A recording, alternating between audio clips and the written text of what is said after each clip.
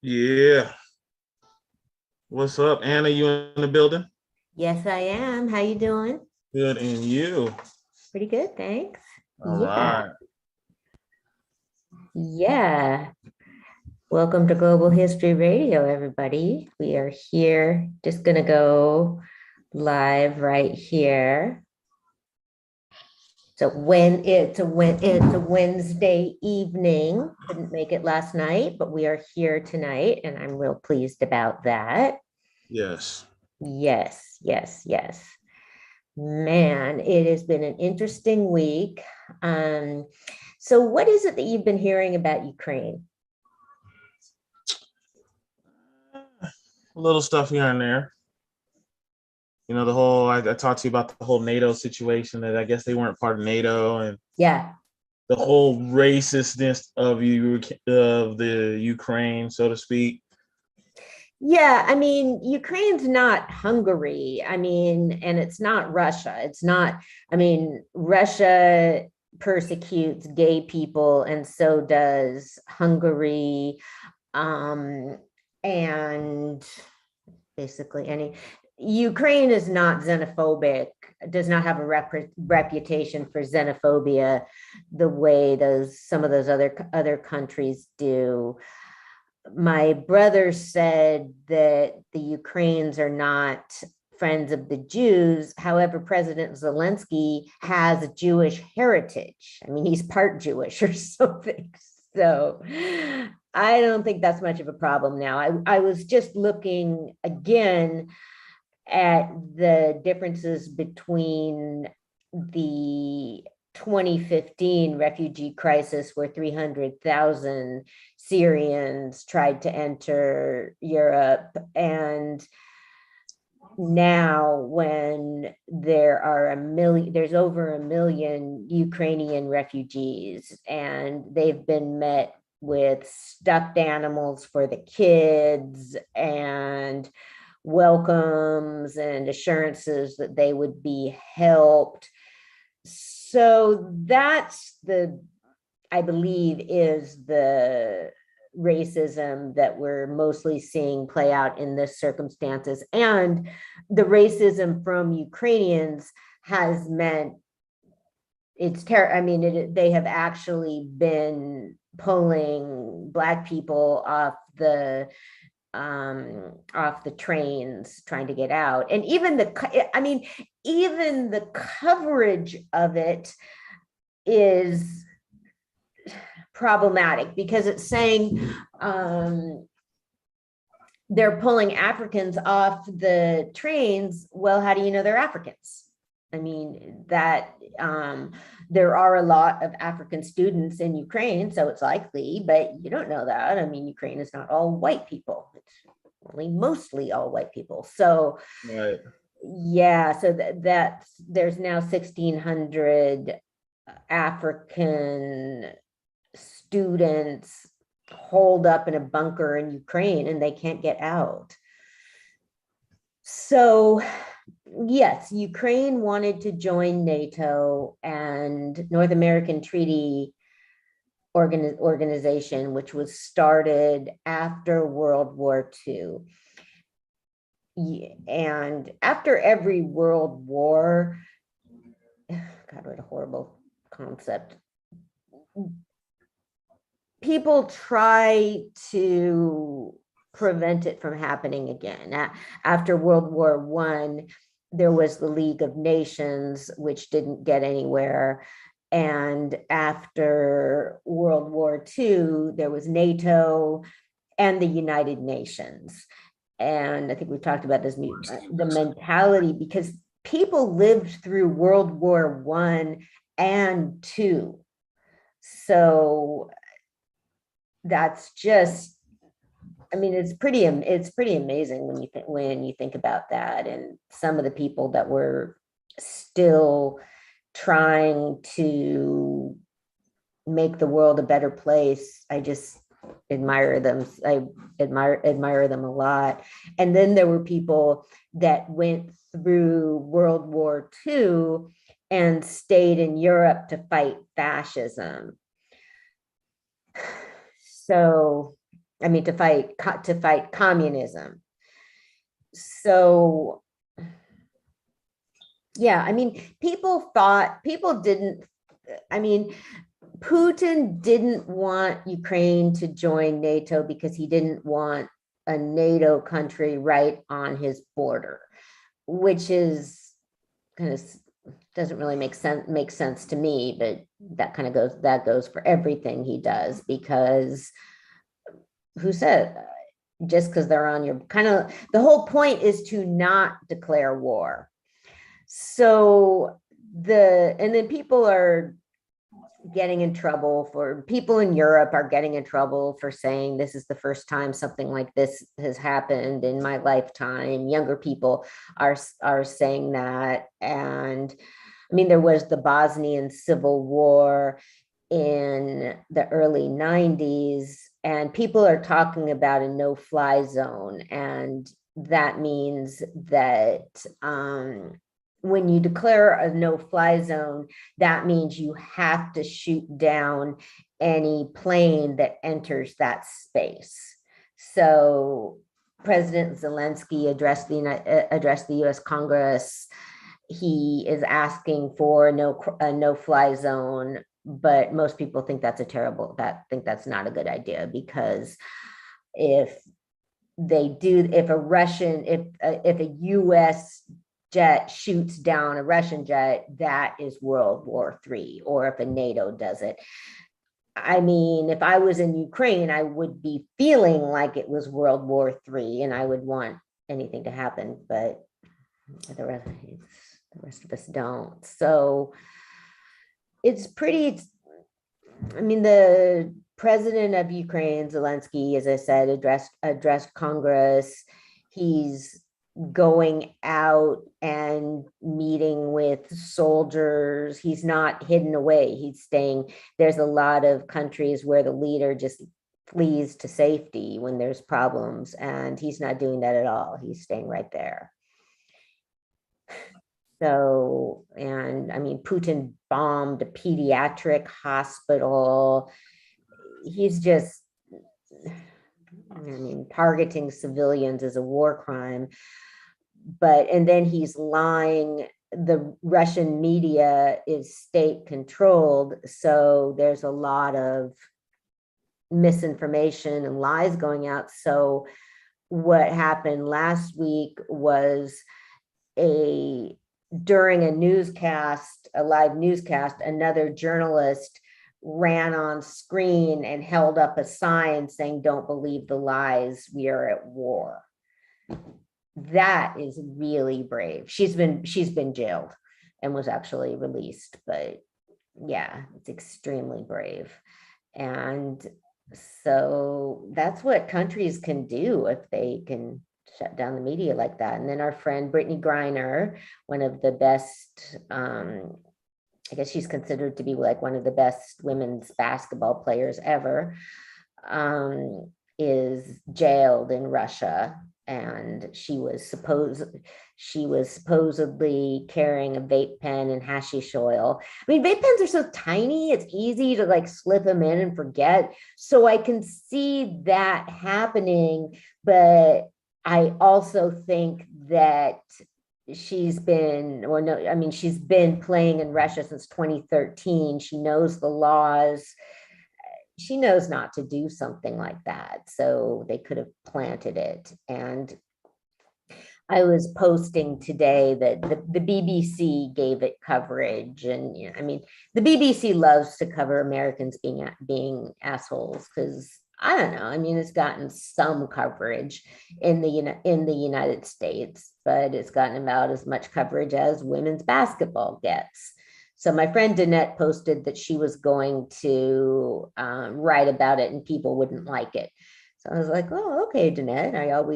I have a few, she kind of, I don't know. She was posting about it, and Danette doesn't, she was claiming she doesn't care about the whole women, the reason Brittany Griner's there is because women athletes aren't paid very well relatively, and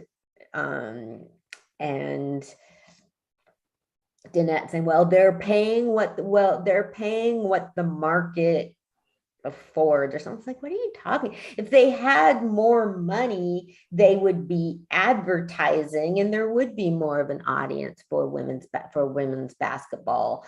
And if they were able to advertise more, then they would get more corporate sponsors. I guess Brittany Griner was one of the first, I guess she was one of the first out. I mean, she was always out and gay, and so she got sponsorship from Nike, which was a big deal. So yeah, I mean, it's pretty scary. I mean, I'd be kind of, I mean, things have been. So do you think she was set up, or do you think she Yes, brought the yeah, I do. I mean, everybody knows you're not supposed to have any drugs when you're traveling. Has she, and no one has had a chance to speak to her yet, huh? No, she's not allowed. Nobody even knows where she's being held. So yeah, that's messed up. it is. Okay, well, speaking of locked up, I guess we need to get to Jussie Smollett. He was last week, he was sentenced to 180 days in prison or something. And so he was yelling in court and giving like a, you know, that, so he was yelling in court that he wanted everybody to know that he wasn't suicidal. So if something happened to him, it wasn't suicide. And he was just yelling at everybody. And I was like, oh man, you're not doing a good job of you're showing that you're mentally healthy, because you're clearly not. And then his legal team asked if he could remain out on bail while they filed the appeal, and the judge said no. And so what we're seeing is comparisons. What Jussie Smollett did was a nonviolent crime, and he's been fine. He's already paid fines, like substantial fines. And so when the judge was sentencing him, the judge said something like, you know, well, there's nothing I can do that's worse than what you've done yourself, your career, your reputation. So, but the guy still went ahead and sentenced him to jail. So so there's been comparisons of sentences served by people that did do violent crimes compared to Jussie's. And yeah, I think it's bullshit. I think what he did was fucked up, but he's been fined. And so, and he's been fined, and he did community service. And yeah, I mean, when somebody's like right now, I mean, he's not a danger to other people, and it is correct that his actions damaged himself most of all. So yeah, but anyway, he was released and he's going to be kept. I mean, he would need to be kept most likely apart from other prisoners. So that meant he'd practically be, it's because if you're like in protective custody in the prison, that's basically solitary confinement. Right. So yeah, which is so, I mean, what possible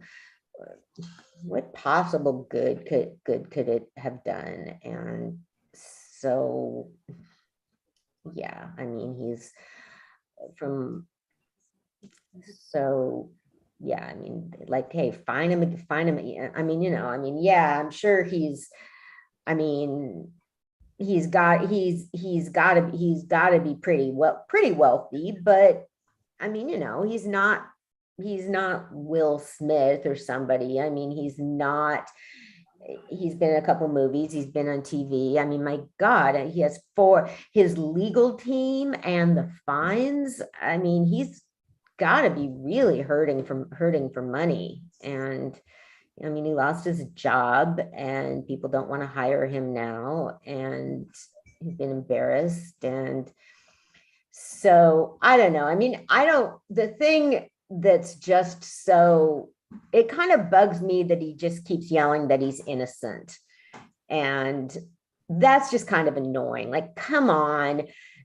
Of course, I mean, it was obvious to a lot of people that this was fake from the very beginning. It has now been proved to be fake. Just say you did it and you're sorry.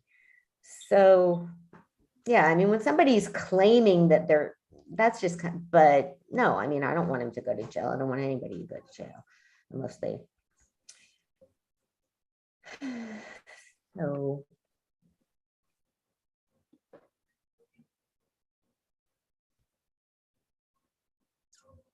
Oh, right. So in Ukraine, the government applied martial law and it's banning men aged 18 to 60 from leaving.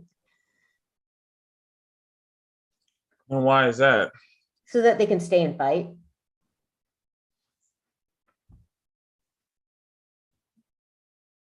Yeah, I didn't even, and so, but a lot of women are fighting too. I didn't even know that's how, I mean, like, okay, so wait a minute, that's forced conscription. That's not just a draft. I mean, so far as I know, I don't know, maybe Ukraine has a draft, in which case maybe there is some legalities to doing that, but up to age 60, come on, you're not going to be sending people that old out to fight. Right now, I do know this, and I will put this in there. I was talking to this guy who's a Marine who I work with, and actually he's a contract. He comes in there and does work, but he was explaining to me, this was kind of trippy because he knows a lot. I guess he lived in Georgia. Now I'm talking about the Georgia in Europe. Yeah. So everybody knows, but he was explaining to me, because see, I never understood how Putin was. I didn't realize how this dude is like one of them smart kind of evil people. Yeah. And he was explaining to me like Russia, because I didn't know Russia had like 3 or 4 different groups that oppose Putin and what his beliefs. And also on top of it, let me put this in there. There's one guy who really opposed him. I think his name was Vladimir Ashurk. I don't know how to say his name, right? Yeah, but anyway, I guess this guy was running against Putin and almost was going to beat Putin for being the leadership of the country. And so Putin put nuclear waste inside of his clothing. That's Alexei Navalny, Roselle. Oh, the wrong dude. My bad.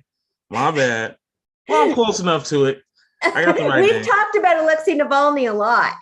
Yeah. So I don't know, but the dude tells me that he thinks that Putin put these people in these situations purposely. Put which people in the situation? Like the guy we just said, what's his name again? Alexei Navalny. Alexei Navalny. He put him in here, and all these different groups. Like they have a group called, let me look it up, the Libertarian Party of Russia. Yeah. Russian Opposition Coordination, blah, blah, blah, all the different groups, that these groups are set there just as kind of like faces to make it look like he has opposition.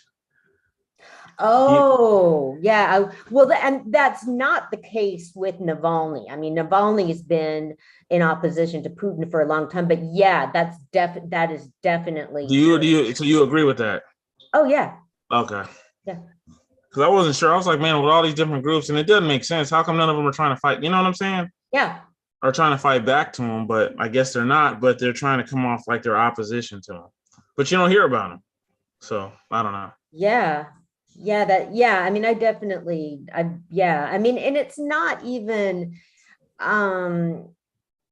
They're puppets. I mean, it's kind of like how, I mean, dictators, oppressors will pick, I don't know, they'll pick some people to kind of be on their side, and it's a good way to pit people against each other. And there's always been a lot of infiltration in to opposition movements. I mean, always, all of them. So but so this guy knows a lot about the area. He knows a lot. He knows a lot. He's been telling me kind of a lot about it, and so I was like, well, that's how I learned about the guy we were talking about. Alexei Navalny. That you know his name very well. So, and we've talked about him, Roselle. You got it. There was this whole thing because Navalny got the people that did it to confess to him. Remember that phone call? Yeah, I remember that.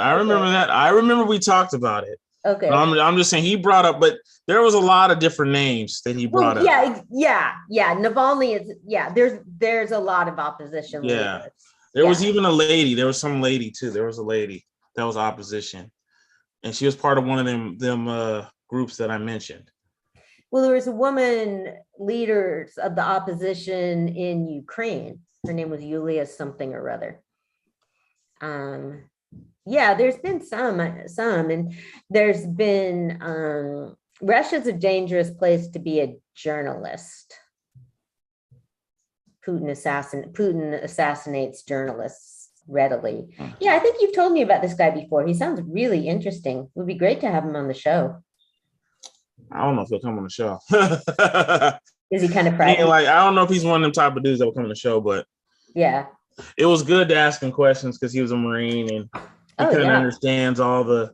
He kind of was the one that explained to me what's going on. He understands the certain positions and what actually Putin is trying to do. He explained it to me. I was like, oh yeah, that makes sense. He explained the NATO, like even with the war part.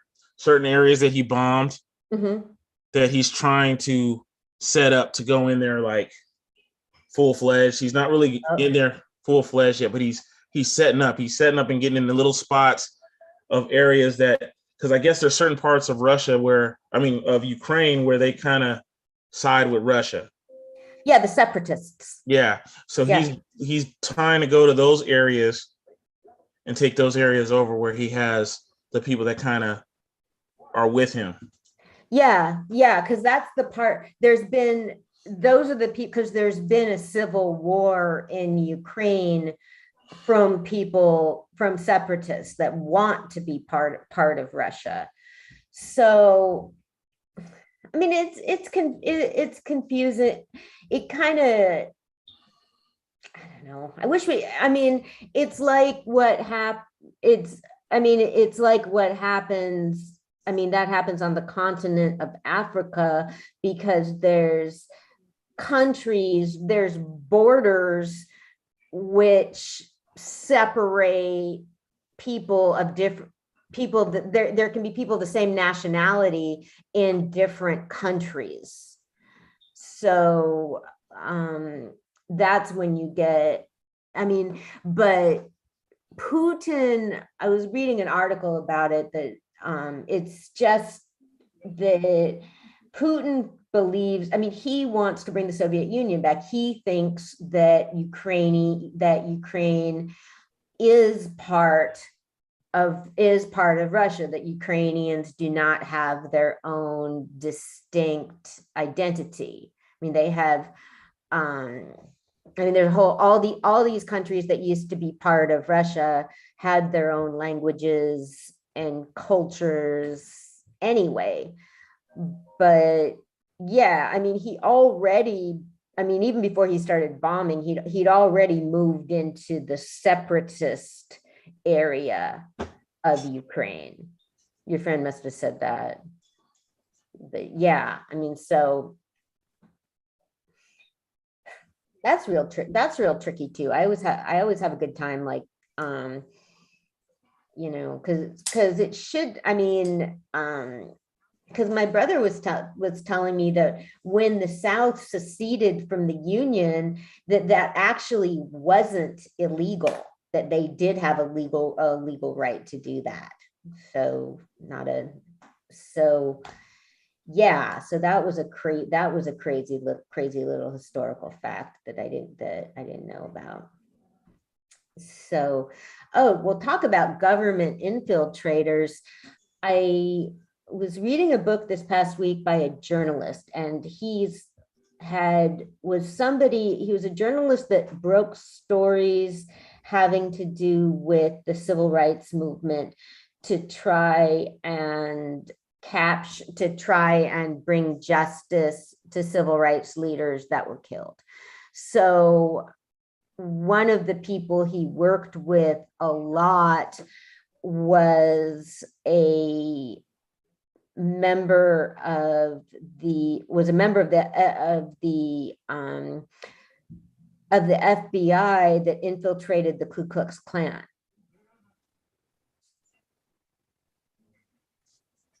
Wow. Yeah. And so that guy gave him a lot of information.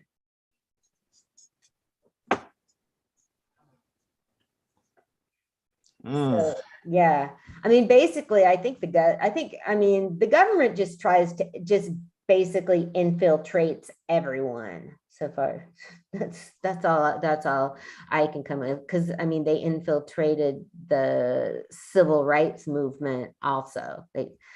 So he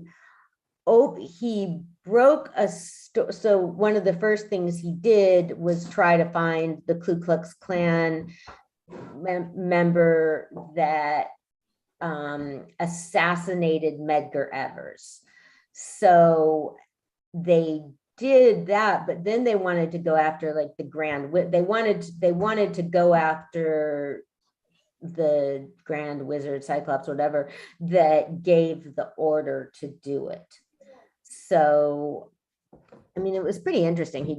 This was all stuff he was doing in the 80s and early 90s. So it was harder to search for information back then than it was now.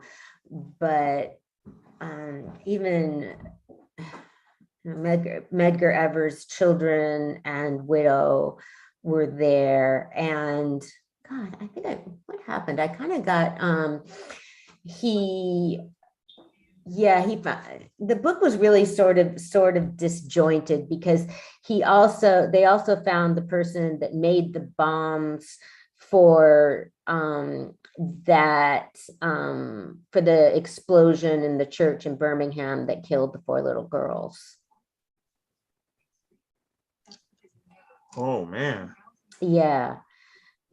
And they they got some, because I mean, people just did. There were people confessed, and so they found what they used documents in that were created by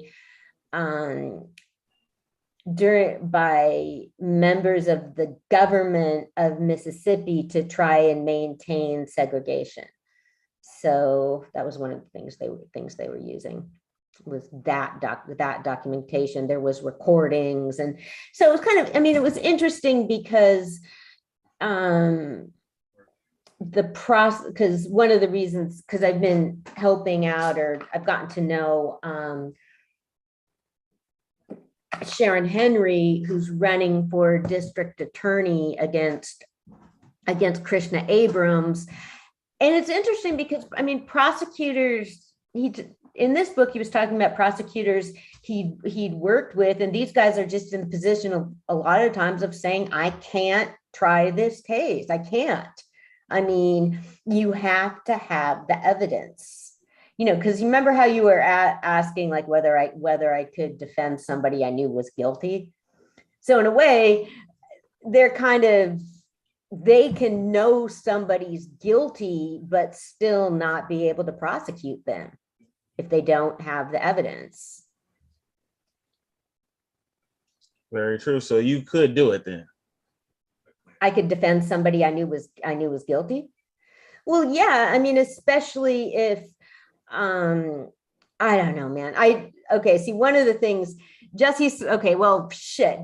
don't know, man. Jussie Smollett's lawyers are a great example because, they were talking, like, to me, this is not how lawyers should talk. They were talking about Jussie Smollett, and they were saying like, then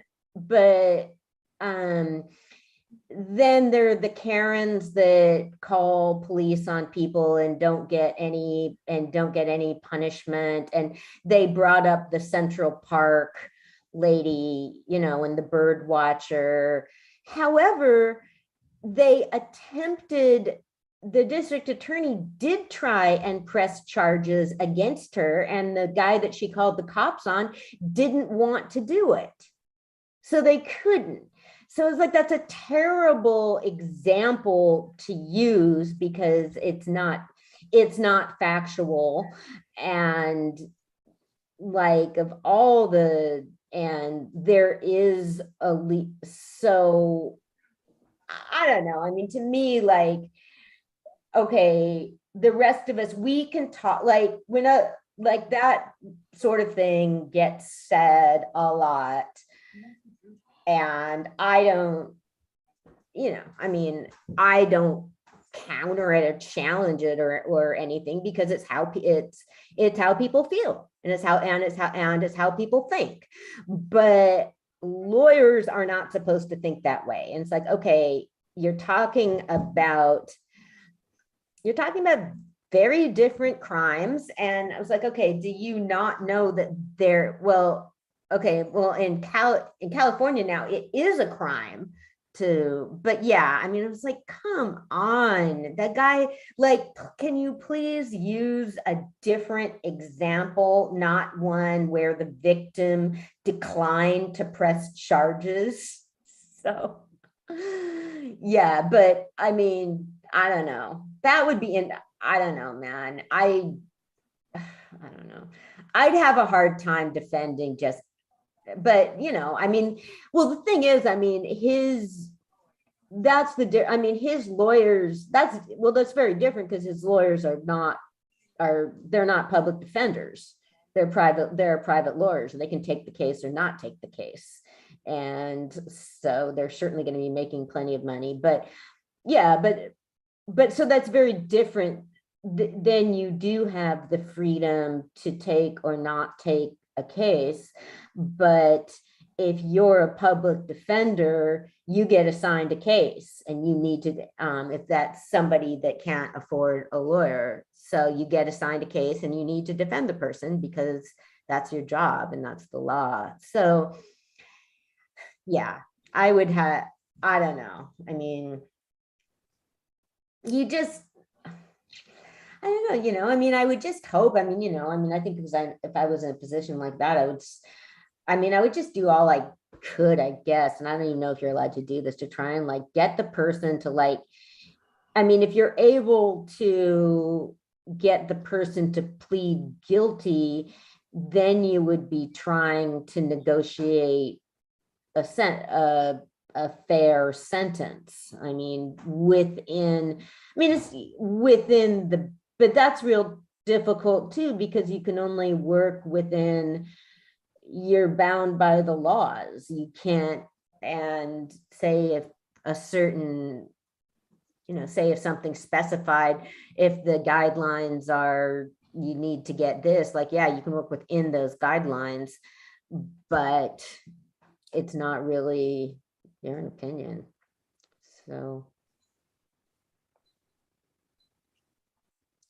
but what they're, but what a lot of the time, that's why people are so careful about,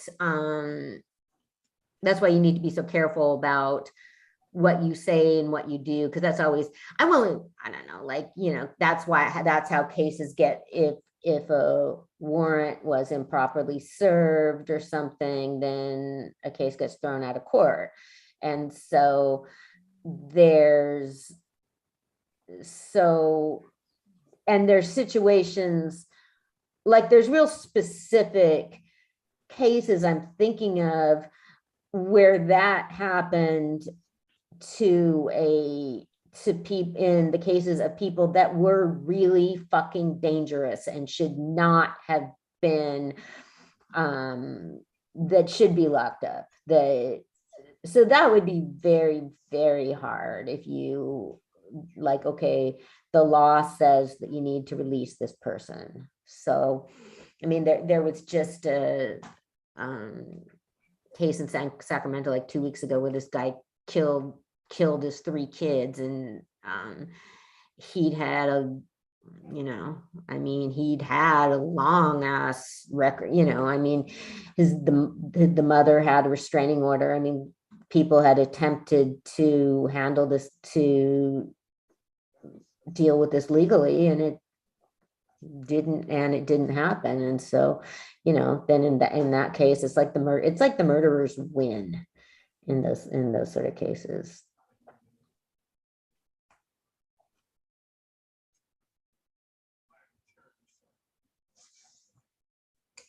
You want to take a break?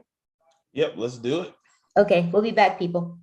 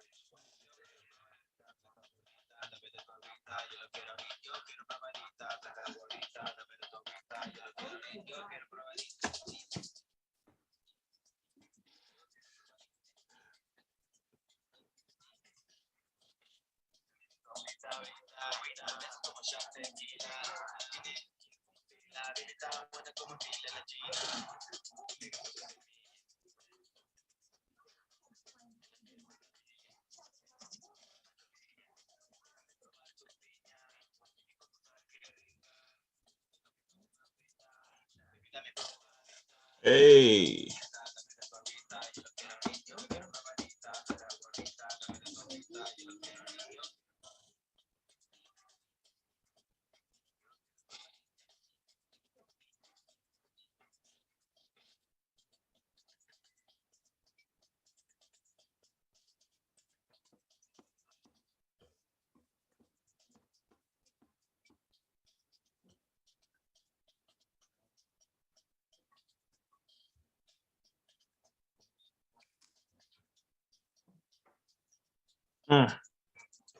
Yeah. And this historical podcast radio. Yeah. Yeah. You ready? Anna, you ready? Yes, I am. All right, let's do it. Yeah.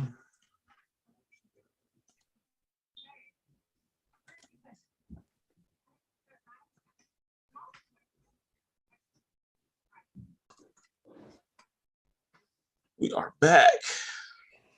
Yes. Yeah. Yeah. So there were a couple prisoners that from Iran, that like they released people that have been imprisoned there for 7 and 8 years were all released at once to Great Britain. So yeah, so that's real cause for celebration. And the Smith. Oh, okay. So then in thousands of, okay, so Idlib is is a rebel stronghold in Syria. And so they marked 11 years since the start of Syria's anti-government uprising. 11 years.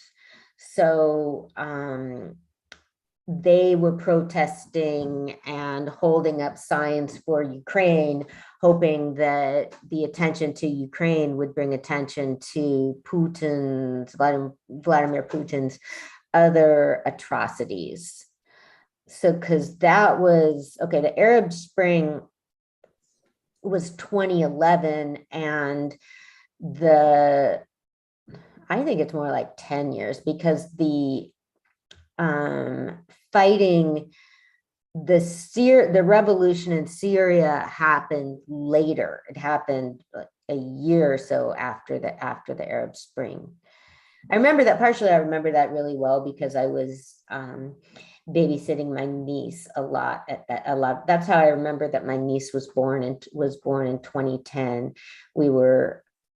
I was watching her when we were looking at the huge crowds in Egypt's Tahrir Square.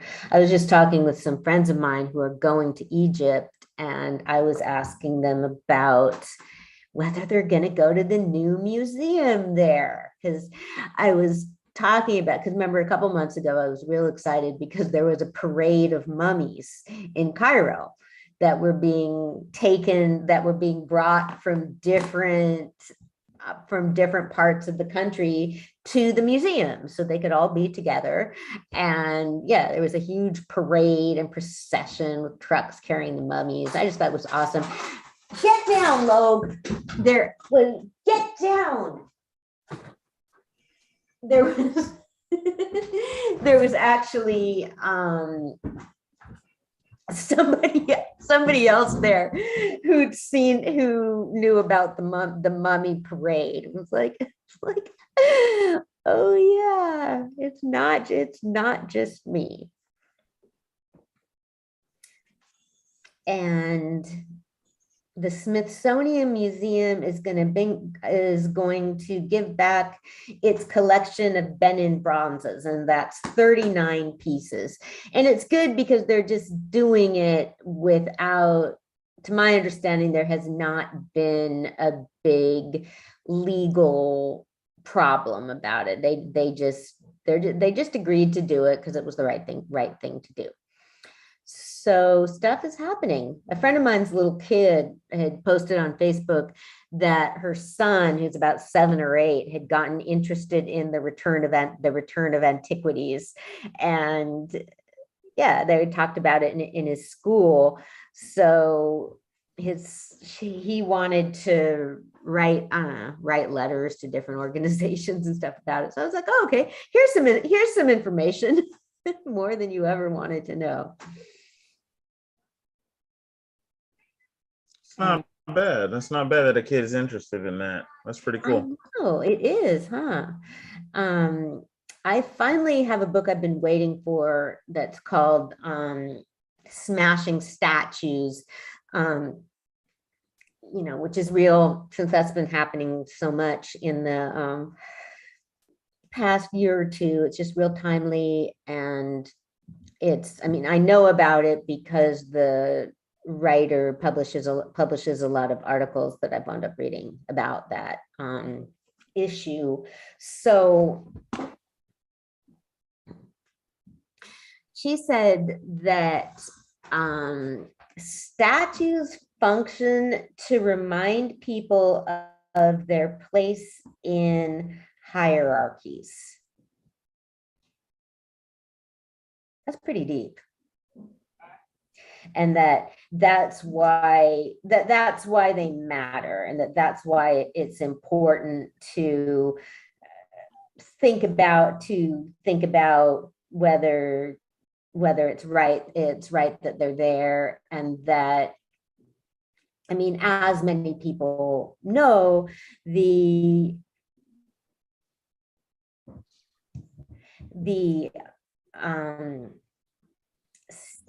statues in the Civil War statues were all created after the South had lost the Civil War.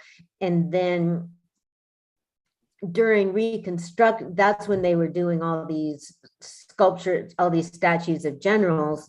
But then in the Civil War, in Reconstruction, they decided to make a bunch of statues of like regular guys to try and make it look like the Civil War heroes were just these, regular like white people, in order to get those people more involved in maintaining white supremacy, basically that it was people who had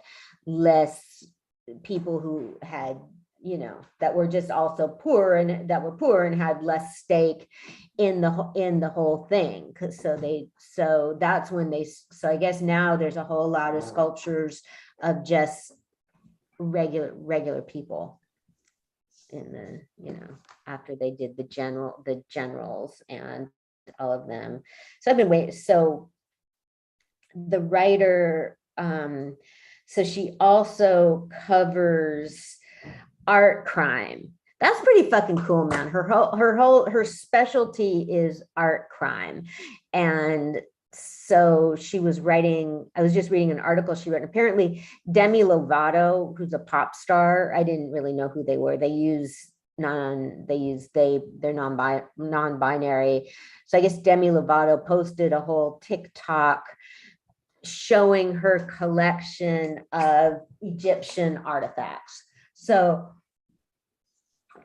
what the professor was pointing out was like, A, these are probably fake, and B, if they are genuine, then you really need to have much better documentation that it was what we've ever since the Arab Spring. There's been much more looting and pillaging of grave sites, and I read that it's also they send children crawling into tunnels to get artifacts out, and so a lot of children have died doing this. So it's just really important to regulate this market. And she said that, like, okay, well, that if people are concerned about getting buying like fair trade coffee and chocolate and stuff like that, they should also care about antiquities.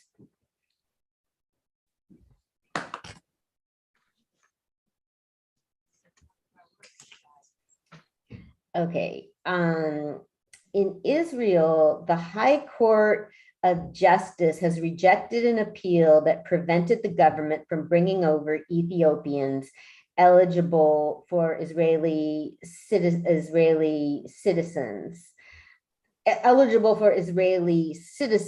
and thousands of Ethiopian refugees will arrive shortly. And these are people who are whose claim to the state of Israel has been denied. And the reason that's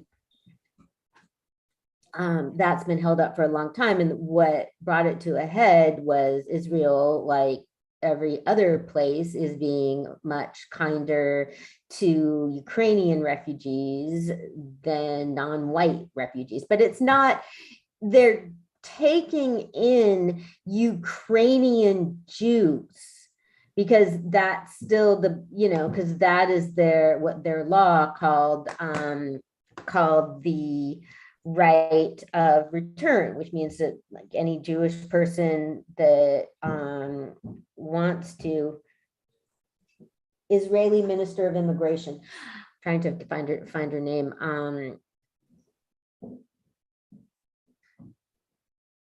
Yeah, she's okay. Her name is Nina Tamano Shato. That's the Israeli Minister of Immigration, and she herself was born in Ethiopia and brought to Israel as a child. So she is the first she's the first woman she's the first woman of Ethiopian descent to have a position in the cabinet at all. So yeah, and so she's been advocating for, so basically they're not even taking in, it's not taking in refugees, it's taking in Jewish refugees from Ukraine, and because that's how their immigration system works. And there's disputes, people dispute whether the Ethiopians qualify. So her name, so she criticized her colleagues for showing no interest in Ethiopian Jews who are suffering in the war between the Ethiopian government and Tigrayan separatists. So they've been trying to flee their country and having problems getting into the state of Israel. So Tamano Shata said, "This is hypocrisy of the white people. We must also work to advance the immigration of Jews from Ethiopia who are also fleeing a war." So I was like, wow, man, I like this lady. That is a really, really strong language and calling it out. And then then another person cabinet member replied to her and said, well, we are from Europe.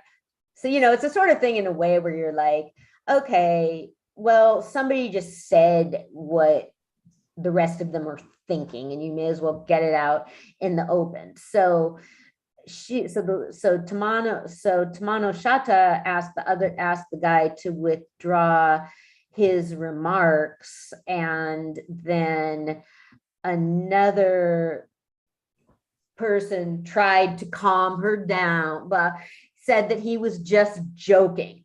And she said, and so she said that basically that is not a joking matter.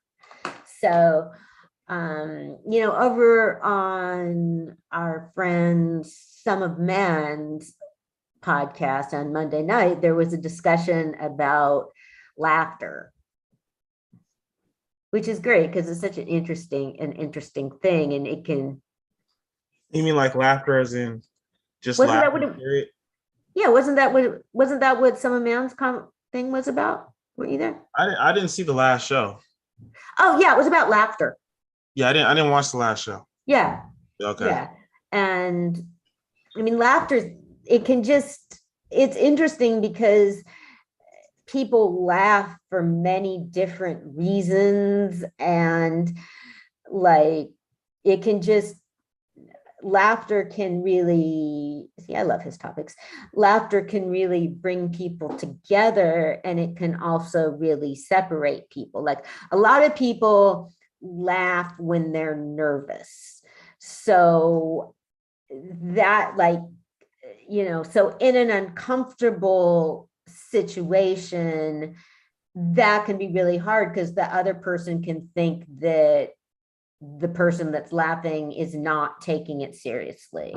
The person's making fun of them. So it's really hard. And then laughter can mean people can laugh to try and laugh to avoid responsibility. And that's what happens a lot when somebody says something racist, offensive, sexist, misogynist, homophobic. Would be like, oh, I'm just joking. It's like, well, no, it's not a joke. It's not a joke if only you think it's funny. Like, no, it's not. It's everybody, both people need to be laughing in order for it to be funny. But yeah, so here's the example of this person trying to laugh off. I mean, people are dying. These immigrants, these refugees are dying and suffering, and there is nothing to be laughing about. So I think she's fucking awesome. That is, yeah. The state of Israel needs to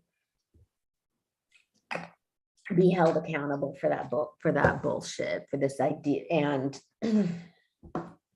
I was reading about the because I mean there were always Jews of European descent in the state of Israel, but a lot more of them started coming. I mean, they were refugees from World War II, from the Holocaust. And so they kind of took on a real dominant role in the government, which they already had. I mean, from people that were there already. So, I mean, it's a real deep problem. We were talking about racism the other night, about racism in Ukraine, and I mean it's just different. I just think it's different in different areas depending on,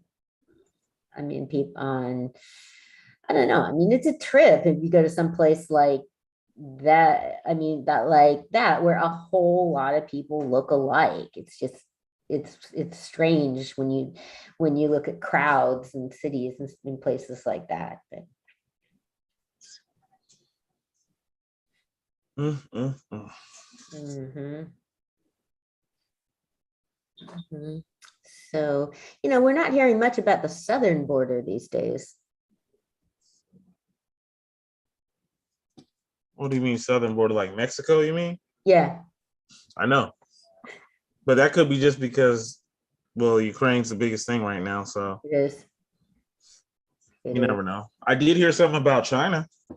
What did you hear? They said some kind of variant then broke out in China somewhere. Variant of COVID. Oh, yeah. Oh, fuck. I heard, yeah, because I heard that I did hear that. And then I was starting to see people saying like, okay, there's going to be another COVID surge. No, shit. Well, we're gonna find out, man. Yeah. We're gonna find out. Whoever's seen that, you know better. If you decide to go to China, you know what you're getting yourself into. So I don't want to hear nothing from you. I don't know. I don't think we really. I mean, if variants really just came from one place, I think a lot fewer people would get them. I don't know, man. All I'm saying is like this. Just like I know people who still want to go to Russia right now. For why? Why do they want to go to Russia? They're from Russia. They're from that area. But to me, it's like, why? But so more people from Russia? What are they talking about? no, I know someone from Russia that wanted to go, but he can't go. He can't go because, of course, Right. he can't fly there. But he was still going to fly there. Like if he could do it, and they said right now you can still go down there, he would do it. Well, that's what he says.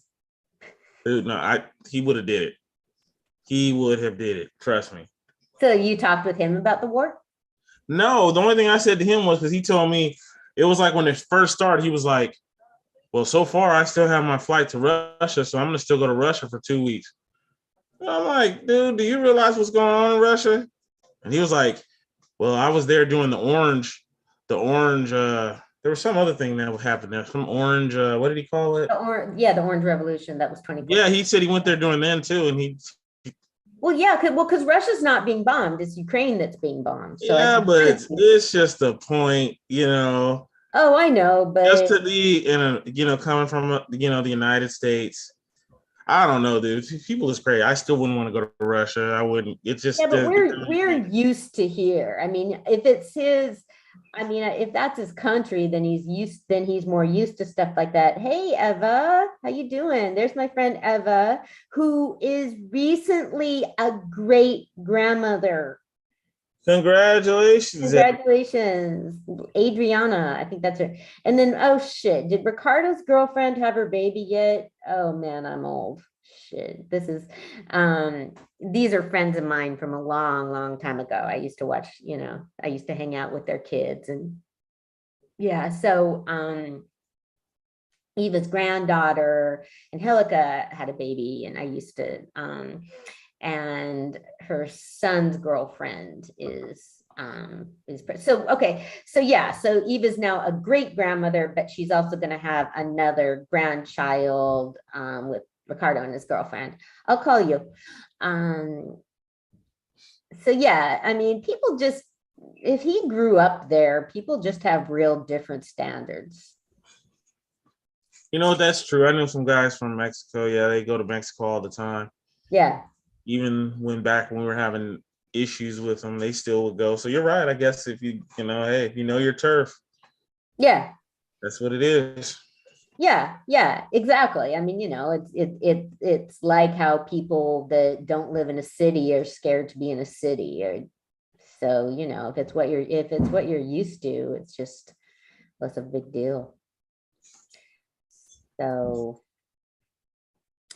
yeah, but that would suck. Okay, because I was at a potluck on Sunday, and there's for Vallejo Gay Network, and there's been a couple potluck, like stuff opened back up. I think there was one in the summer, but then there was a variant and we had to shut down. So this one was a bigger deal. It was kind of the first official one in 2 years, and people were just being really weird. People were just saying weird shit. And it was just kind of making me nervous. People were talking to me about somebody mentioned it. Okay, yeah, somebody, okay. Oh, Ricardo had a baby. Ricardo's girlfriend had a baby. Congratulations. Very cool. Hazy, what's his name? Jesus? Hazy? I'll call you. That is so cool. Ricardo's a daddy. Oh, I can't believe it. Congratulations, Ricardo. Very cool. Very cool. Man, people just keep getting older and having babies, huh? Okay, so somebody brought up a political issue. Somebody just mentioned that, so like, oh yeah, it's like when they were proposing putting low-income housing on the waterfront. And I said, well, I think that would be a great idea. And he's like, he just lost it. He's like, then he was trying to like act all superior and like give me a hug. And I was like, you know, he's like, no. And I was like, okay, come. I was like, dude, it never even happened. Okay, so don't argue with me. And like, I don't want to talk about this. He's like, but you need to. I was like, I understand. I just, you know, and I said, like, and I said, I mean, I didn't want to argue about this. And he said, I don't want to argue. He's like, I'm not arguing. You're just wrong. I was like, that's kind of the definition of arguing. I finally just had to walk off. Like, seriously, this is something that never happened. And then waterfront, and which I remember, because there was a lady that some figure in Vallejo that died a couple months ago, and people were eulogizing her and talking about how she saved the waterfront. But yeah, now I remember, because there was something from housing being built there, because I was looking at the time, I was thinking like, wait, is this something she's being praised for? Like, there needs to be more housing. Like, fuck that. I am for more housing being built. You know, I mean, I think it was great to put, you know, I mean, when do you ever see low-income housing being put someplace beautiful? And that would be like, I think that would be great. So yeah, I just had to, but I mean, I'm not gonna, but I mean, the big thing about Vallejo now is that people want to put the police department in a big building on the waterfront. So waterfront is a real sensitive issue right now in Vallejo. And so what's the big deal with the waterfront? Why is everybody so? Well, because, well, okay, well, the big problem is that people are mad at the cops. I mean, there's a lot of problems with the cops and violence, but they also, baby boy, oh, very cool, very cool. It's I mean, the idea is that you can put much nicer things on the waterfront than a police station. That people are saying like, well, what if tourists, you know, what if the first thing tourists on the ferry see is a police station? I mean, I don't think people care, but that was like, no, I mean, I don't think it should be. I mean, you can have much nicer, like waterfront property. I mean, I think it should be, you know, houses, restaurants, arts, and it's a building that's already there. And so the city bought it, but it still needs to have a whole bunch of work to be, to even be a police department. So it's looking at, so they're looking at spending a lot more money, and it's not very clearly laid out about how it would be spent. But I mean, the police department now, the building that they have now is just hazardous, apparently. I mean, you know, it has like exposed wiring, and most people agree that, like, yeah, they need a new building, but there's lots of other places to have it. I mean, so yeah, that's the problem. But then unfortunately it shouldn't have anything to do with police misconduct, but a lot of people just can't separate that. So yeah, but I mean, it's been going on for years. That's what's kind of amazing to me. Like, wait, haven't they, if they supposedly voted to do this 3 years ago, why haven't they even done anything?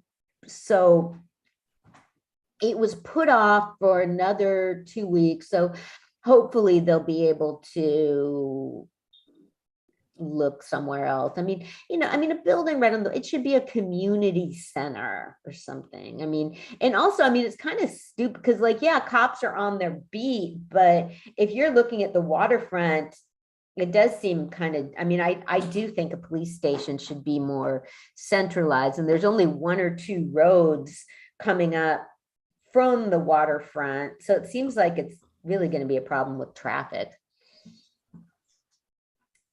So, but yeah, I mean, I don't think a police station should be on the waterfront, but I think it'd be awesome to put housing there. I'm for more housing just about anywhere. Didn't they say something about putting it in the police station on Mare Island too? I think so, yeah. I think Mare Island would be a better spot for a police station. Well, yeah, I guess so. I mean, I guess Vallejo doesn't have any precincts. It's all in one place.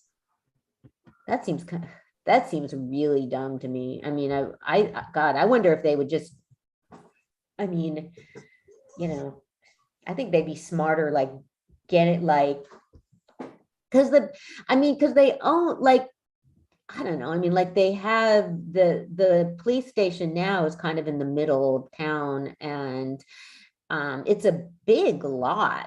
I mean, I think they'd be so I don't know. I mean, yeah, I mean, it would make more sense to me to possibly to just like have 2 buildings that are smaller or something and have precincts, but I don't know. I mean, it's not something that I've gotten involved in talking about. I mean, there's plenty of people that feel very strongly about it and that can speak very, very well about it. There's been some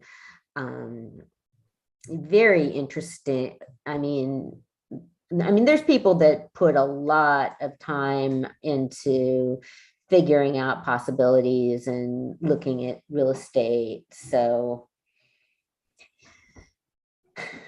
yeah, but yeah, people were fucking losing it. And so kind of the point is that I don't want to go back into whatever lockdown.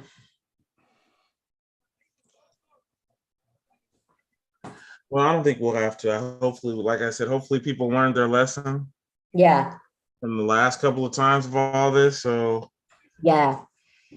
You know. Yeah, I just don't think people stand for it in a way.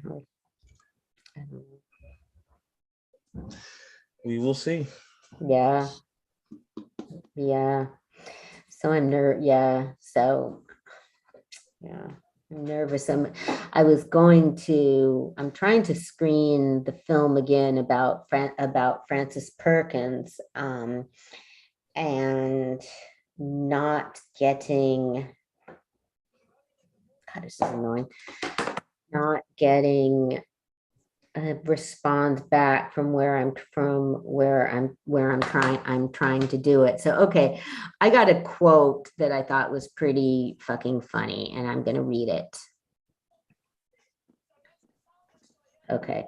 The quote is, wait a minute. Where'd it go? Okay, I have nothing against you, but I need to let you know that a number of our community partners have indicated that they find you difficult to work with. You have a hard-earned and I believe admirable reputation for being a pain in the ass in advocacy for children, but many bridges have been burned and the toll is cumulative.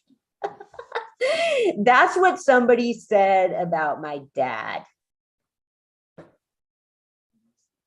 Whoa. Yeah. Yeah. Yeah. Because my dad does political advocacy. My dad published an article about doing political advocacy. He's advocated politically for children for 55 years. So it was just pretty fucking funny because I mean, I was sort of I'm nervous about whether I'm going to be able to continue doing events at the museum because I'm worried that somebody was talking shit about me. And so I was trying to think, and then I was trying to think like, shit, people don't like it. Then I was trying to remember, it's like, okay, not everybody is going to, people that do, when you do stuff, not everybody's going to like you, but I don't know. I'm just trying to get a balance with that. But I saw that today and I was like, okay, well, that's my dad. So that's a lot, but that's a lot better. Okay, let's take another break. All righty.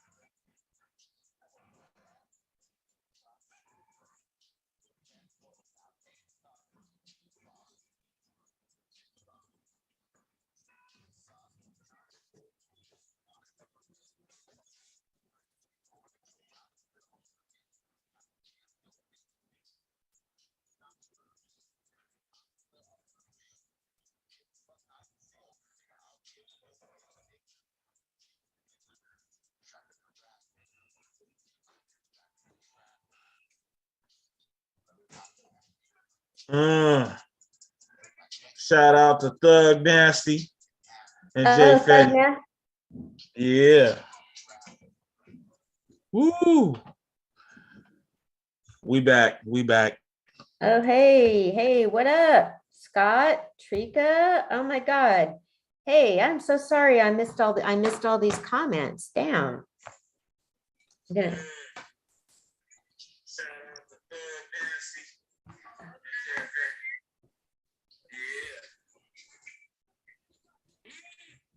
There we go. Shit, I missed all these comments. I'm gonna have to read it. I'm gonna have to read them back over. Damn. You know what? Do it now. Do it right now. You just brought them up. Do it now. Sure did. Yeah, I'm trying. Yeah, I'm trying to. I'm just like putting this back up. Yeah, thank you. I hate missing people's comments. Okay. Hey, Trika. Yeah. Okay. Trika says Jesse has to be responsible for lying.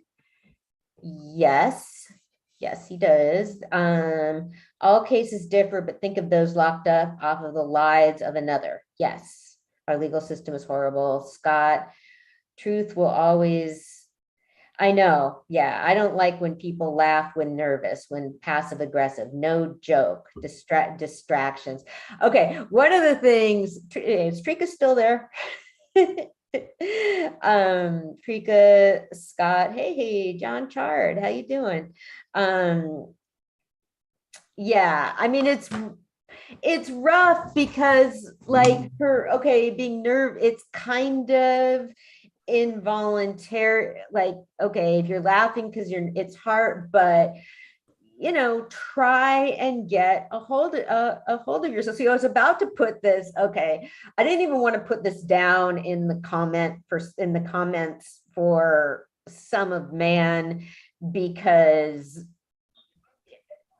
when they were talking about laughter, because it's kind of like a whole discussion. I was just commentating, but nervous laughter is something that a lot of Karens do to try and evade responsibility or something. I mean, it's something that a lot of white women are socialized to do in order to kind of backpedal, to not be taken seriously, like, I didn't mean, like, obviously I'm a white woman and I cannot stand that kind of like behavior. So that's why I'm saying they like that, because they act like that. I'm not trying to say that I'm not who I am. So that's just, you just see that a lot, Karen comes and, does what does,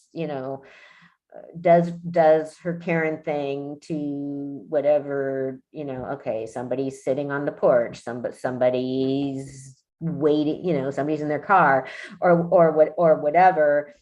And then, yeah, so I mean, that's a sort of situation where, and then they'll like, oh, I didn't mean it.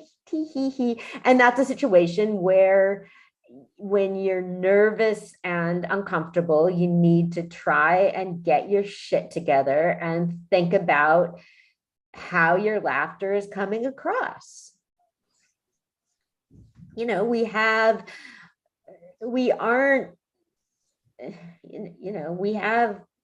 You can control, you can have, I think part of being mature is, no, you have some control over your emotions. Like, yeah, think about it, like, oh, I'm nervous and I'm nervous and I'm laughing and this sounds really bad. Like, be conscious of stuff like that. And, if you just say, sorry, I'm nervous, then that will make sense. But yeah, I mean, when somebody is already feeling disrespected, you just make it a lot worse. And you need to try and take control of a situation and not just let things happen, and don't make yourself into a victim. I agree. Yeah. So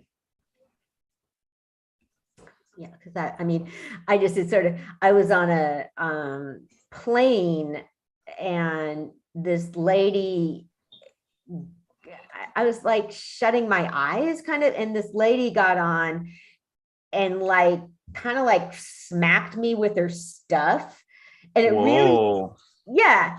And it really startled me. And I was like, hey, what are you doing? And she started laughing. And I was saying, like, it's not funny. You just like smacked me with your stuff. And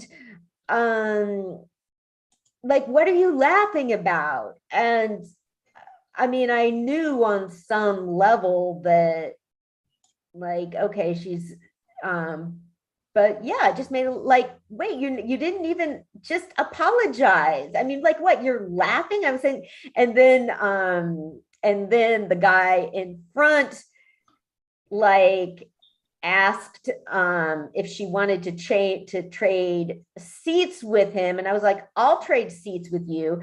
And he's like, I'm not trading with you, ma'am. That's my mother. So I was like, ooh. Yeah. So I was like, no, I mean, I certainly, like, yeah, I mean, he was, certainly he was doing the right thing. You got to like protect your mother. But yeah, I mean, I always, because I just like, well, I mean, it was just so startling when you're like practically asleep and somebody like kind of smacks you with something, and then when they start laughing about it. So yeah, you're like, yeah, and I guess because that's partially why I just associate the laughing and giggling with not taking responsibility for your actions. And yeah, so don't get your shit together, people. Okay, and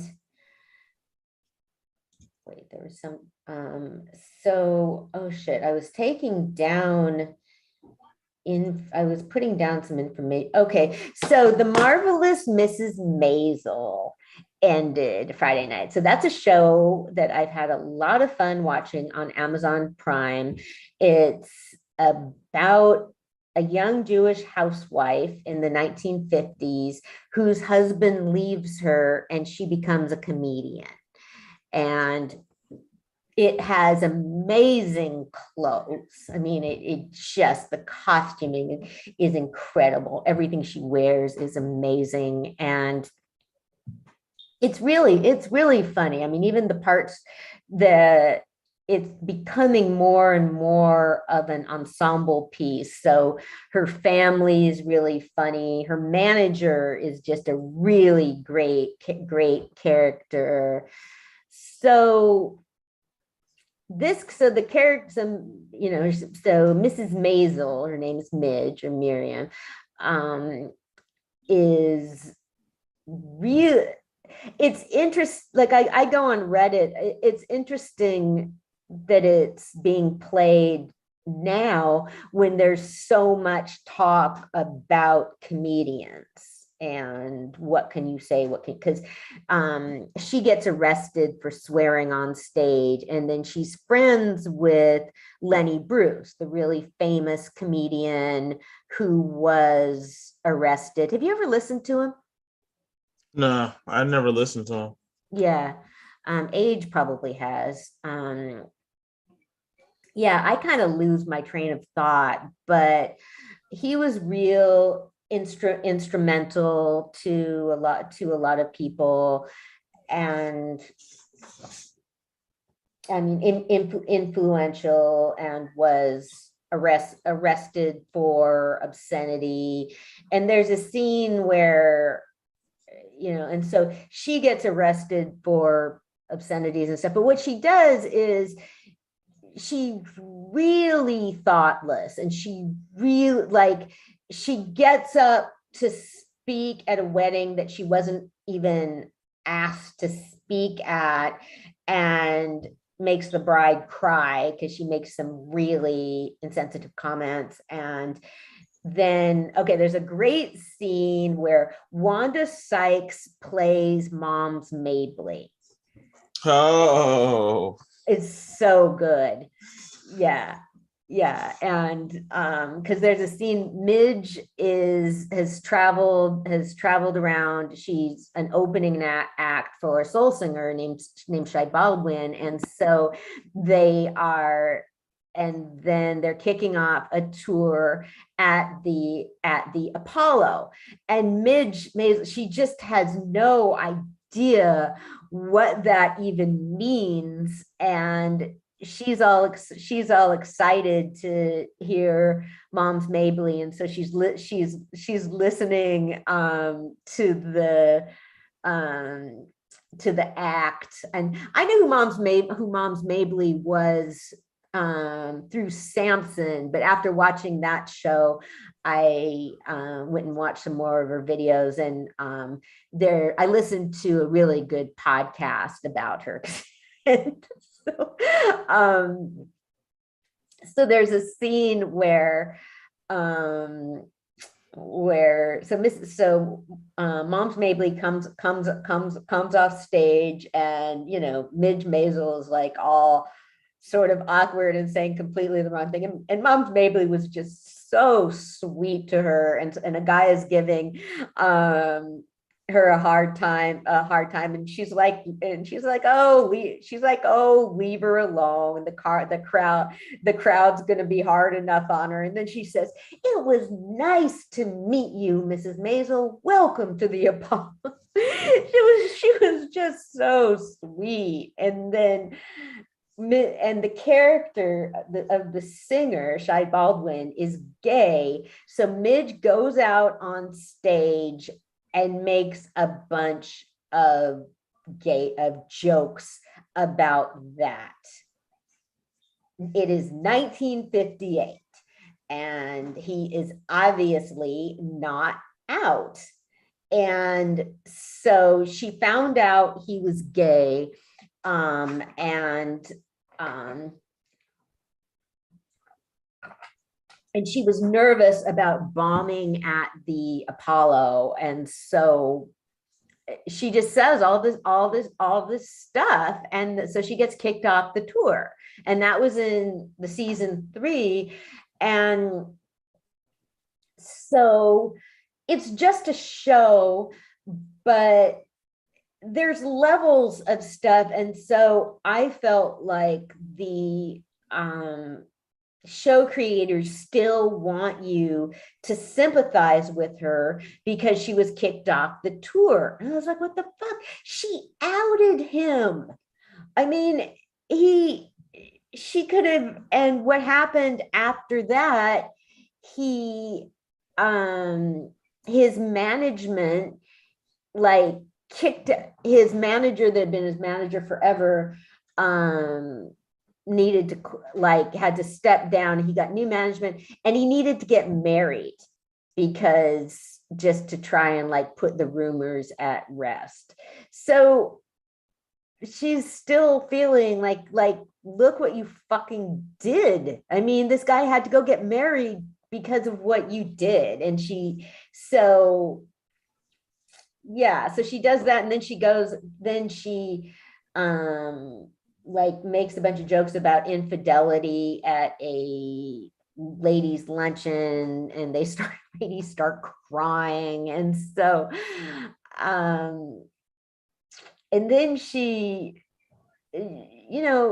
just kind of self-destructive, or just not, she just doesn't learn. And it's kind of that, no, not everything is like, some things should never be jokes. Some things are not funny. And it's, like, wait, you made people cry. Why don't you feel bad about that? But she just thinks if other people are laughing, that it's great. So yeah, but it was a lot of fun. They had, her parents are really great characters.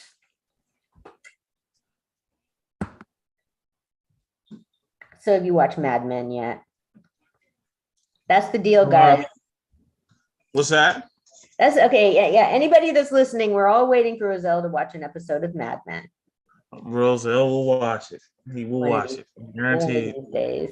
Yeah. No, it'll happen in the next week or two. I got next week. Remember, I'm taking next week off. So. Oh, you are? Cool. Yeah. So next week, forgot, didn't you? Pardon me? You forgot. You don't remember me telling you. Of course, I remember you telling me. Okay. See yeah. If you remember. Yeah, no, I you told me a couple months ago that you were going to take a week off in March. So yep. Cool. Next week is the week. Awesome.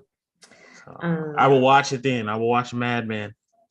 No, well, it's your vacation. So no, that's the best time to watch it. It is. Who knows? You might really like it. And okay, let's take another break. All right.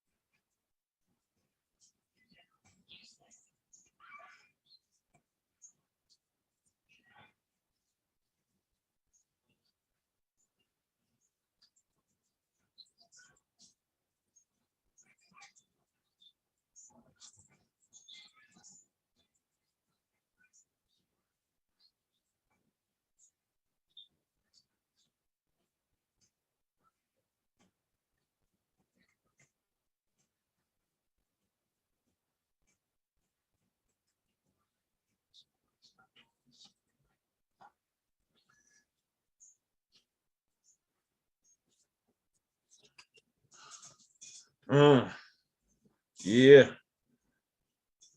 Ooh. You ready, Anna? Yes, I am.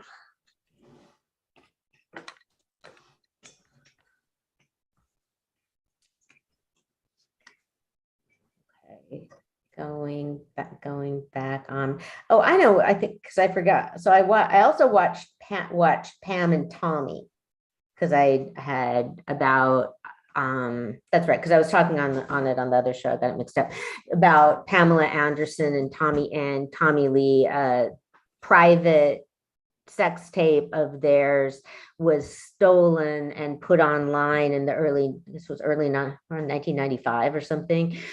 And it was a big deal. It was, I mean, at the time, I mean, I remember vaguely remember hearing about it at the time, but I mean, again, I mean, like I've said a lot of times, I didn't watch TV, so I really barely knew who any of these people were. And it was just the early days of the internet. It almost seemed kind of quaint, I guess. People were going like, what's the World Wide Web? So, but it was, I mean, it was timely because a lot of women's lives have just been so damaged by non-consensual release of their images. And there's scenes where she's saying to her husband, like, it's worse for me, and he's saying why, and she's saying, because I'm a woman, they're going to think you're cool, but they're just going to call me a slut. And there was a horrible scene where they're suing someone. They're suing Penthouse, I guess, to try and stop the publication. So there's a scene where she's getting grilled by a bunch of lawyers. And see, when you're in court, and somebody asks, your lawyer can object to a question, but in a deposition they can't. You can ask them what you can ask people whatever you want in a deposition. You're supposed to ask her. So they were just sort of accusing her of doing it on purpose. They were acting like because she posed for Playboy and done a bunch of sexy shoots that it didn't matter that this was private. That's what I think the film really did a good job of getting across. I think it was about the right to privacy, and because you've chosen to share some aspects of yourself with the public does not give people a right to all of it. So very true, very true. Yeah. And so then there's sort of ethical, and they made her, then the lawyers made her, they played the tape, and she's saying like, why are you playing this? And they're saying, well, we need you to identify people. They were just totally fucking with her, and just to try and make her nervous and hurt her. And so they wound up what they basically dropped the legal suit, or because people were saying they were in on it, so they didn't want to make any money off of it because they weren't in on it. So, and then the tape was sold. Somebody in Seattle, like early internet porn days, somebody that had a site, and then because they depict the guy that steals the tape does it because he was a carpenter work, and supposedly Tommy Lee fired him and didn't pay him.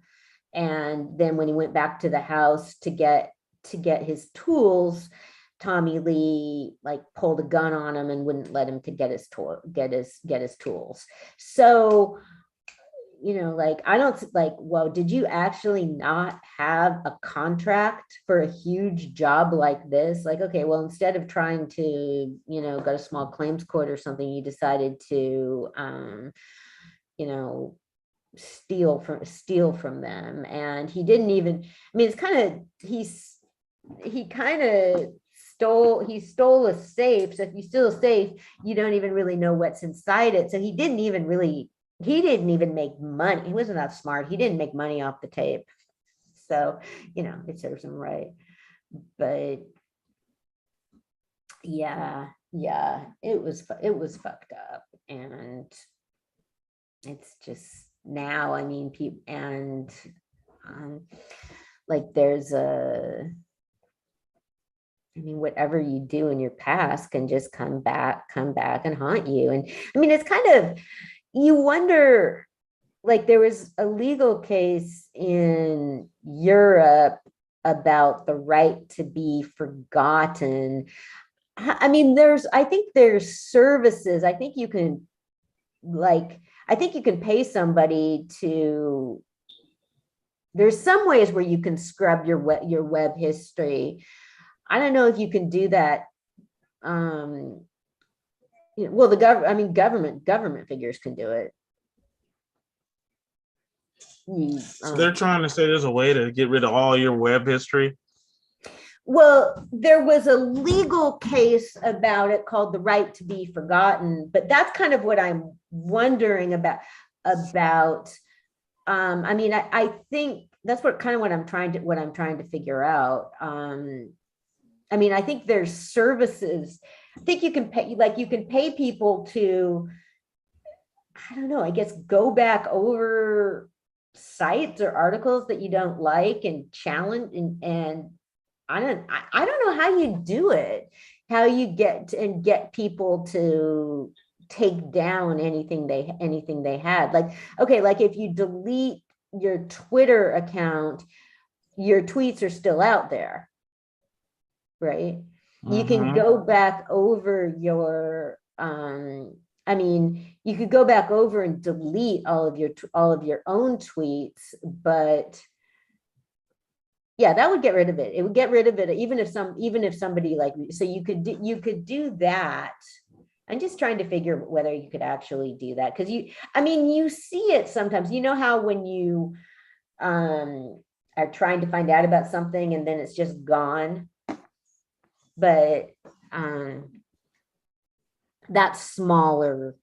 That's much, I don't know. I'm just thinking like much smaller term. I don't know. I guess like if you have like, okay, you can get like, so if you want to get somebody to take down a website, if you want somebody to take down an article about you on the website, I think like if you have enough money, you can pay somebody to go find all of those and either, send a legal challenge or offer to pay the person to take it down.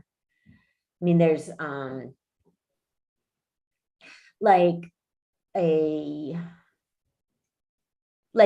magazines can go, like online journals and magazines can go back and take down articles, and then you just need to worry about whether it's in a cached copy anywhere on the web. But it kind of surprises me in a way that that there isn't more technology to do that. Because kind of, I mean, because my brother's doing this project where he's suing Facebook and Instagram to make their product safer. And they have for children and they have examples of things that can be fixed and improved to make it safer. And like there's algorithms that do certain things, and so that they don't need to be those. And I guess they were saying that one of the things, disappearing messages are a problem, because if somebody's like if somebody's like soliciting a child online, if the message disappears, you don't have anything to prosecute, you don't have anything to prove it. But they're saying that like it's really easy for that, like somebody can make up a fake account for being a teenage girl to try and connect with other teenage girls, but they'll see that like that account is being targeted with like balding medicine. I mean, they know that it's not a kid.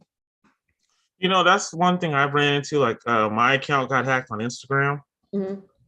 And I agree with that, because they've made it so easy to be hacked. But like you said, it's hard to, even if you wanted to just get rid of the account or have them delete it because someone may have messed it up or took it.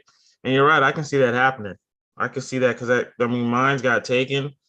But see, I don't really post stuff that I trip off of. Everything I post is something I wouldn't mind people seeing anyway. Yeah. But I do understand the fact of, I don't understand how they make it to where people can take your accounts, but it's hard for you to get them, either get them back or get them erased. That just is weird how that happens. And like you said, someone can take your account or steal one of your pictures and make a new account with it. And what if they took your picture and, like you said, started like messing with little kids or something, and that's not really you, Yeah, because they can do that. They can create an account claiming that it's also a child and start messaging another child. And so the point of and there's like, I guess there's, because they know what you're browsing is. And so I guess there's cases where like if a kid, like there's like sites that promote anorexia, and if algorithms will direct a girl to those sites, like if a person has looked at those sites, the algorithm will direct them to more of them.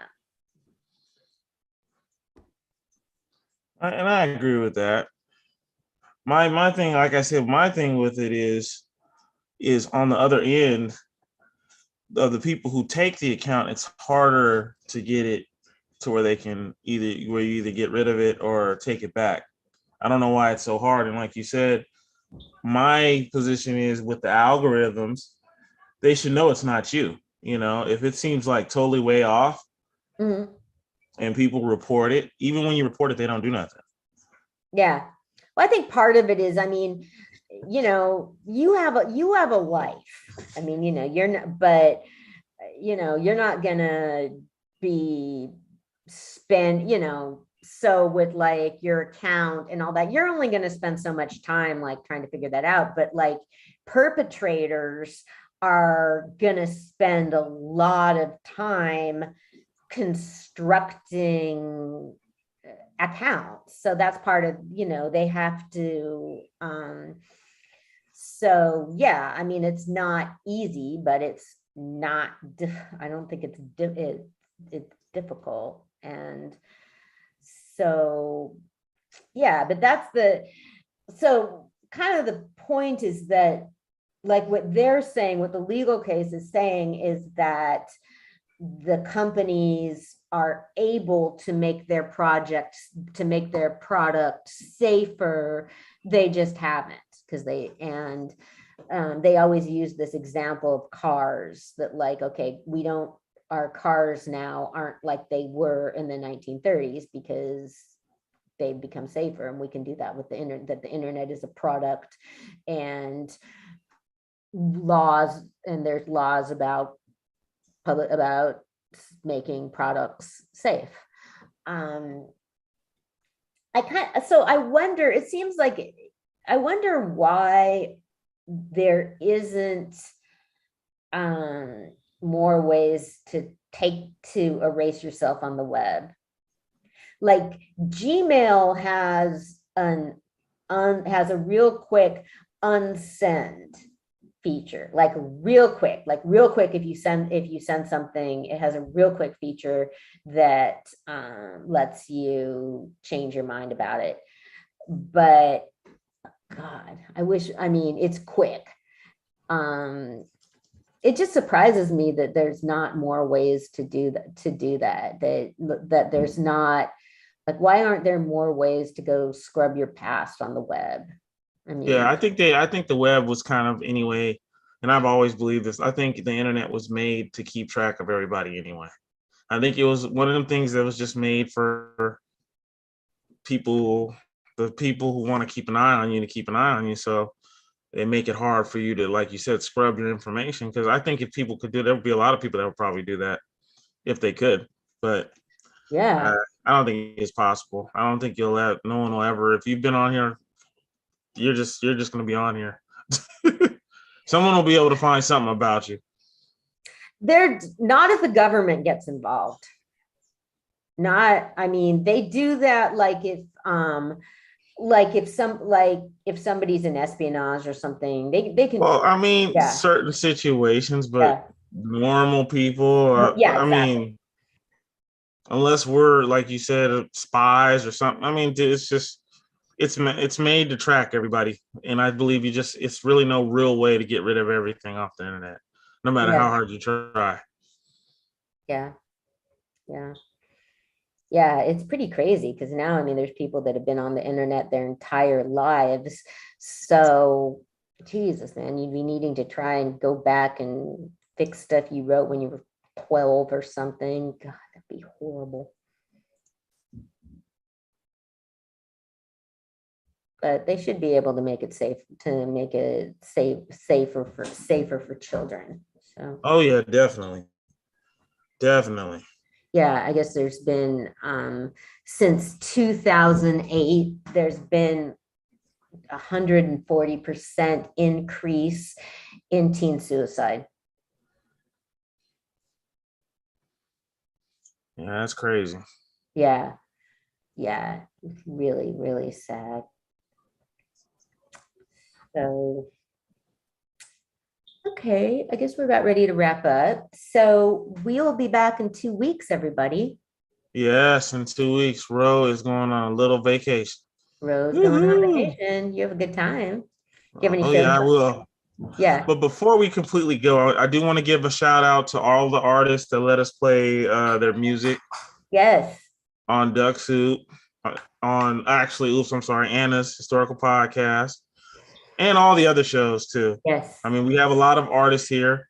I'm gonna name a few of them off, like Daylight, Jax, Jay Fetty, Thug Nasty, even Trika. Trika has some songs on here. Oh, she does? Yes, Cool. she do. Awesome. Trika. Who else do we have on here? I can bring up Mr. Manish, Marley Osell.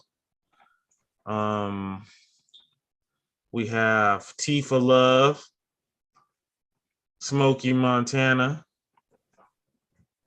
We got the Black Bukowski, Age Scott. We got Dynasty. We got my boy Catazone. We got Bree Blue. We got J.A. and Cognac. We got Demi Dago. What else we got on here? I think I already said Thug Nasty. We got Kelda Music. Hey, Kelda. Skinny Rodon. Mike Fish. We got what else we got on here? Mr. Juice and Piff Habanero. Amani Jade and Son of Man. Sonny Black. We got so much. We got so many artists that I play on here. Yeah. It's like, it's just crazy. So Blackshear, Andrew Blackshear. What up, Blackshear? And Reflective Intelligence. Tim, what's up, Tim? Jeez. And the list goes on, y'all. I can keep going almost all night. But I just wanted to give all these shout outs. Thank you guys for giving me all music to play on all these different streams. Oh yeah. It makes a cool, you know what I'm saying? It makes a cool vibe on the show. So I just want to give all of you a shout out, and I appreciate it. Thank you. I appreciate it very, very much too. You know, I mean, it's an honor. People trusting you with their work, and I'm just very grateful. Yep. Okay, everybody. We'll see you in 2 weeks. 2 weeks, y'all. Peace. Okay. Night.